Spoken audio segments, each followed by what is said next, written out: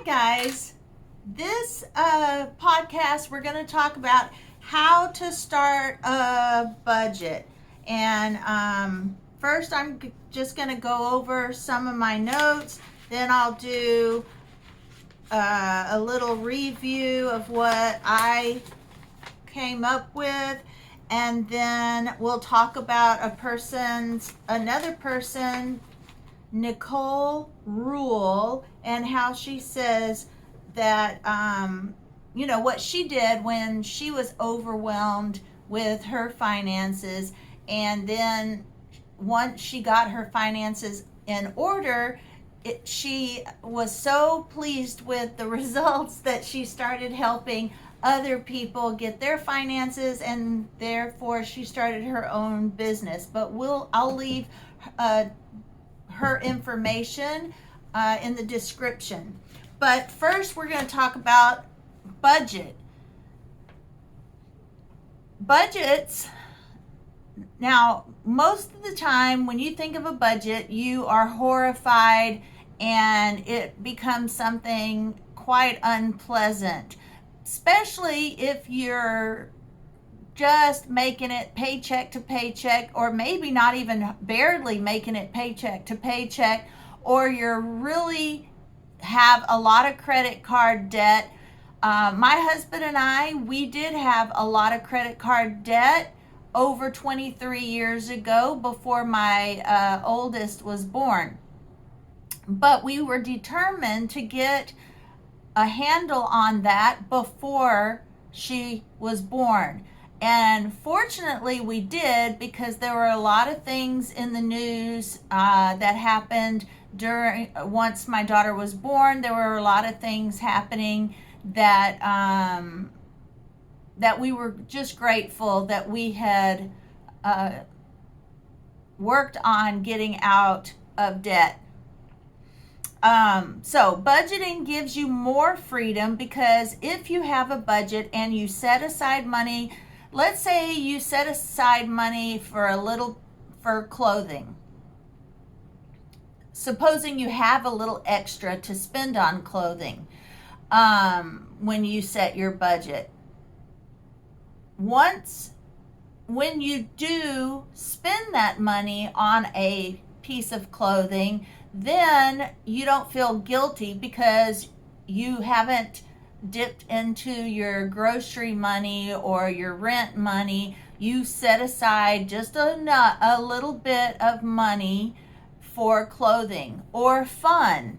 They say when you set a budget, always set a little extra aside for fun. Now, for fun could be getting your hair done, could be getting your nails done, could be going out to eat, or it could be clothes, or it could be a family outing, or it could just be, when my husband and our first year of marriage, our fun money was 25-cent ice cream sandwiches, because we were paying our school loans. He was still in college, and he was only working part-time. I was the only one working full-time, and we literally did not have any extra fun money. We went to my in-laws' house every Sunday to eat, and we ate a lot of soup,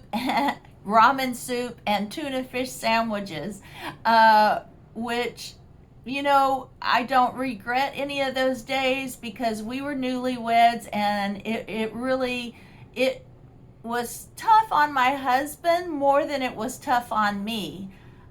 So there you go. But we made it through, and our fun money was very small. We would go and get 5 burgers, 5 fries from, I forgot the name of the place, Shortstop in Austin, and date night were the 25-cent ice cream sandwiches. So there you go. That's where our marriage started. But so your fun money is going to be different. But if you set a little of that aside, you're not going to feel as guilty or as horrible because you're not going to be taking out of your rent or your grocery money. Now, to start a budget, what you have to do is track and categorize all of your spending. Now, sometimes it may be just taking a pen and paper and writing everything down, or you can use a spreadsheet, or some banks have it already done for you in their software and in their itemized, they have an itemized plan that for you already. Or you can buy software that will do it for you. I believe my husband has that, and it will take the bank. I think the bank does that for us, so he always knows how much we've spent. Now, number one, you have to write down all your fixed expenses first. Those are all those expenses that don't change, and you have no choice. It's rent, you got to keep your electric on, etc. And then your discretionary budget, which is the flexible, it doesn't feel flexible, but it's the items that you can cut back on. And then you want to take care of, write down how much money you actually make and how much you spend, so you'll know how much you make and how much you spend, and then you will see where you need to make those adjustments. But until you actually do the hard work to get all of that written out and categorized, you're not going to know where you can cut back. Now, it depends on how tight your budget is. Sometimes you could just cut back on, stop drinking coffee, stop buying as many clothing items, definitely stop using the credit cards. When you are disciplined and you finally have some abundance, then you can get more, be more giving and charitable to those you need. And that feels good. Once you've gotten to a point where you don't have to you don't feel like you're squeezing money out of a juice out of a turnip, or that's an old expression, then you have a little more feeling.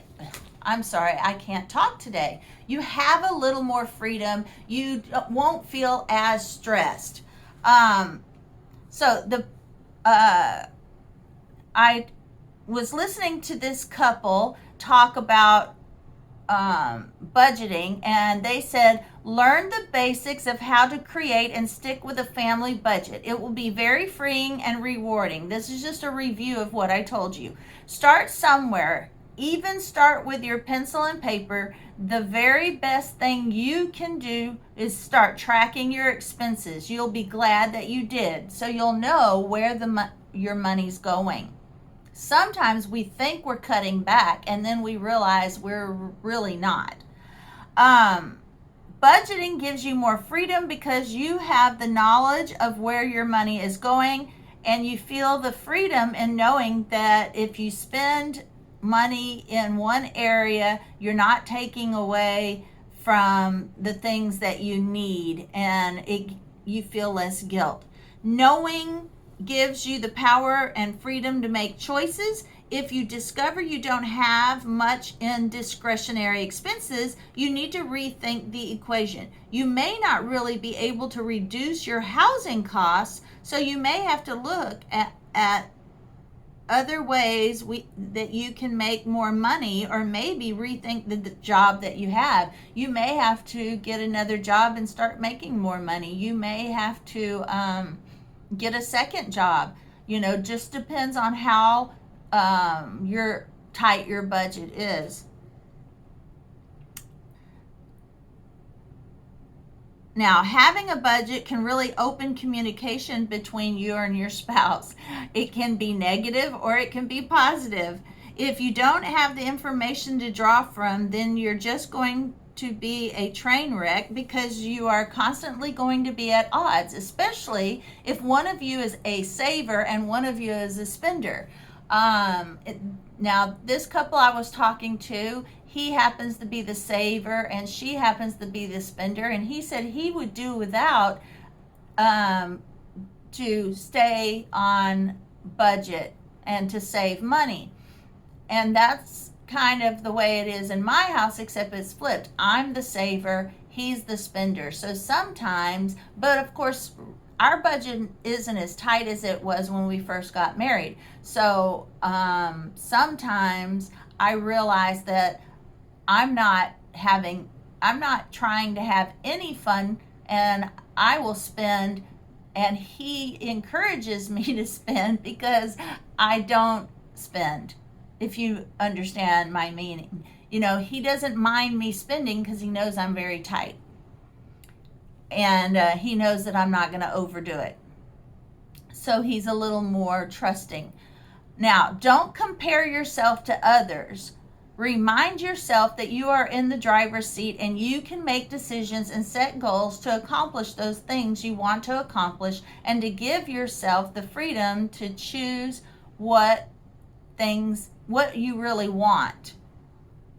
Now, the things that you need to do to create this budget is to just write down and know what you are spending by literally writing it down and recording whenever you spend money for the day. You may just to have a notebook, and every day that you spend money, you will have your notebook, your husband has his notebook, and you just both are writing down everything you spend throughout the day. But it has to be honest. You can't I feel guilty and I don't want my spouse to know, and then not write it out. You have to be committed to being honest with yourself.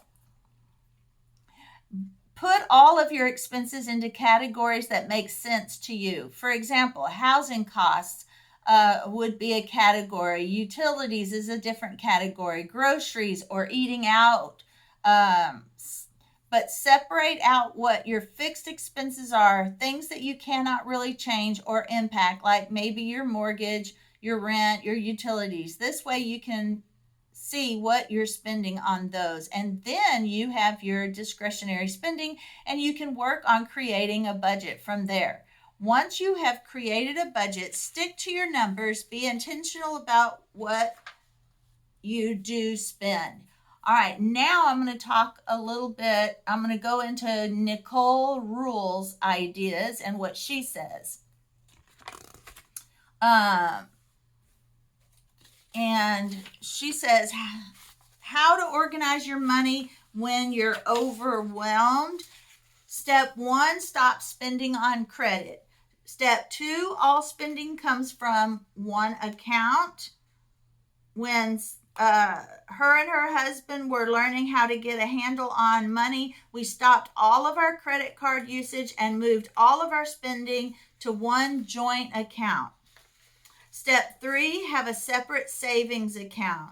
You're going to need emergency fund, whether it is a small amount while you're paying off debt or a true emergency fund of 3 to 6 months of expenses. Either way, she suggests that you open a separate account with an online bank like maybe ally.com. I've never heard of that one. That one is a new one for me, but you know how to open up an account. And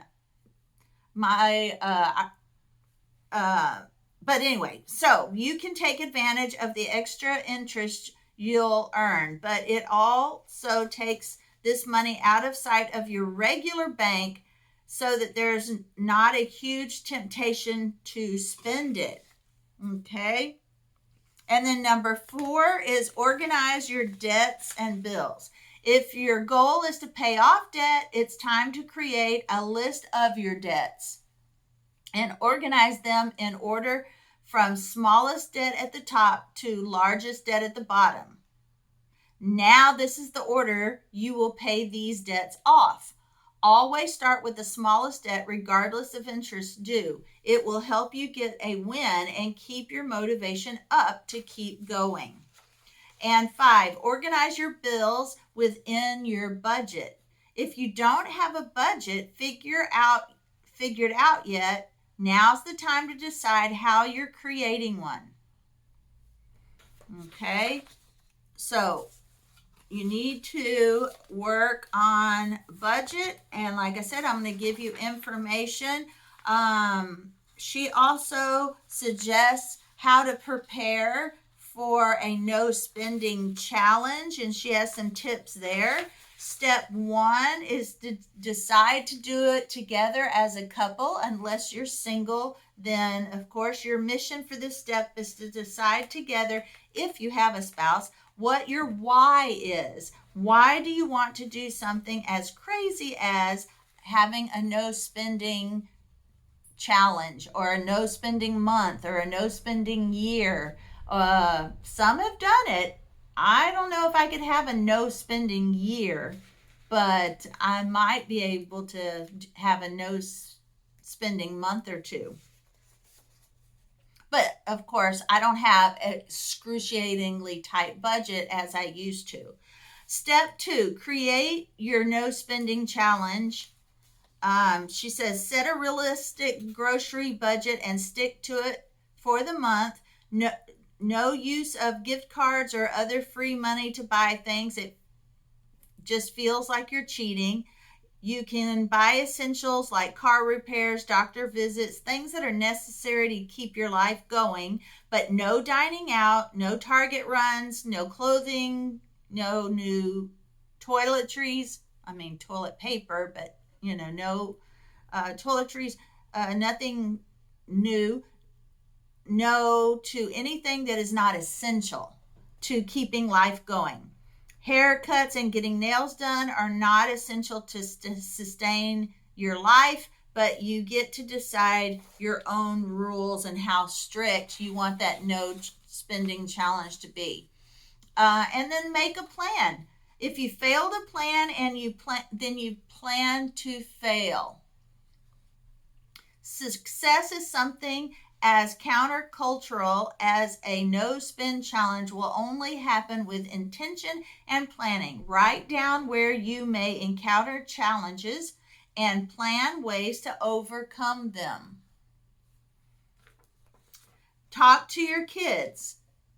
Harsh truth. Your kids are not going to be as excited about this challenge as you are. In fact, they're likely going to try to sabotage it as often as they can, especially if they're used to going out to eat often and getting treats or toys at the store. Talk to them about your intention and your why. This feels like an important step for your family. Make a game out of it for them. They can do hard things too, and they'll be better for it. And stay positive.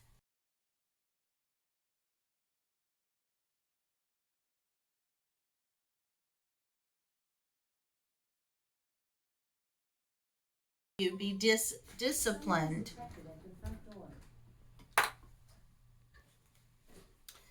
Put it in perspective. Be positive, put it in perspective, and make sure your perspective is in line. Yes, this month, week, or weekend is going to be a challenge.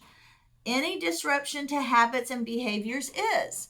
But think of how it will feel on the other side. You will have a new depth of awareness about your budget, extra money to go towards whatever your goal is, and you will have accomplished something really hard.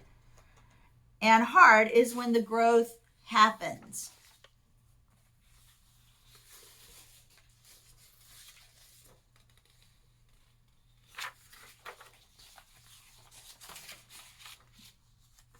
All right, now just a little bit of a review on what Nicole has to say about finances. She says, giving you confidence and clarity with your money management and the decisions you make.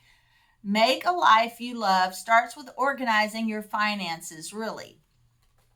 So, following a formula, Nicole says following a formula for budgeting or following a formula for your money often can seem easy in the beginning, but you'll kind of get stuck at a point and you'll be like, this is not fun. Basically, this is not sustainable. That's what happened to her. Now, often people get really stuck just kind of synthesizing the information. There is so much information out there on the internet, social media, etc. When you start thinking about your finances, it can be super overwhelming. You start thinking you need a budget and to pay off debt and to start investing and figure out college for the kids, etc. It can just snowball into a big ball of anxiety. In this day and age, you can avoid dealing with finances and budgeting by living on credit forever, and then just your debt just grows and grows and grows. It is easy to overspend and never dig out from your debt. You really can do this and achieve the freedoms that you're dreaming about with your finances if you create a budget. Now, here are some steps. Before you try to figure out your budget, figure out your mindset. Think about what is your money story. How did you grow up with money? What do you believe about money? What was your young adulthood like? Your first try with money when you first got a job? Create values for yourself and your family. Doing this is going to show you what you really value in life, because actually using your money as a tool to make a life you love or to create freedom or whatever it is that is meaningful life for you is really what money is all about. Create a vision or some sort of goal. Where do you want to be 6 months from now? Then break that down and think about what is a step that you could take today that would get you closer to that vision. The best way to start a budget is to just start really small. Start by budgeting eating out or food for the month, right? Start tracking all of your spending and budgeting on that, rather than jumping in and creating this whole enormous budget and knowing where every penny is going. Be sure and celebrate the small successes as you go. All right, guys, those are just some notes on how to create a budget and how to have a little bit of grace and mercy when you're doing that. You can start off super, super strong, and then you can, if you have mistakes, just give yourself grace.